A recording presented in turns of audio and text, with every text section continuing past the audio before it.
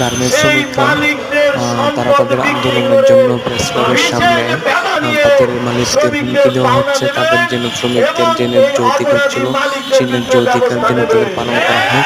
সেই সুবাদে ঢাকা প্রেস ক্লাবের সামনে, সচিবালয়ের সামনে তারা কঠিন আন্দোলনরত অবস্থায় তারা বিক্ষোভ মিছিল করেছে। শ্রমিকরা তাদের পূর্ণ পাওনা পায় নাই।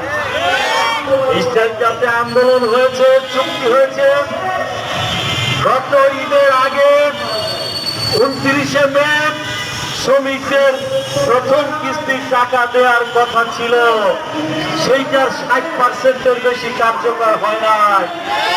আবার এই মাসের 30 তারিখে আরেকটি পেমেন্ট দেওয়ার কথা। কেন সেই মালিকের বিরুদ্ধে ব্যবস্থা নিচ্ছে না? আমরা বারবার দরখাস্ত দেই।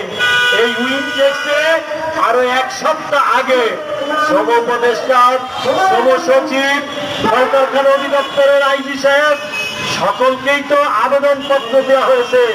ওনারা এখন পর্যন্ত এটা নিয়ে কিছুই করেন না। আমরা ঘোষণা দিচ্ছি, আপনারা শ্রম ভবনের সামনে শ্রমিকদের আসতে দেবেন না, আপনাদেরকে শ্রম ভবনে ঢুকতে দেওয়া হবে না।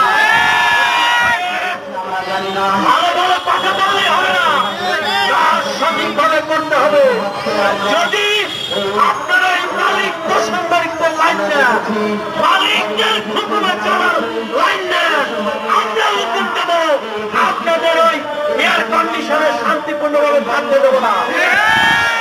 আমরা আজকে শ্রম ভবনের সামনে লাগাতার কর্মসূচি ঘোষণা করার আগে এই প্রেস ক্লাবের সমাবেশে ঘোষণা দিচ্ছি, কালকের মধ্যে যদি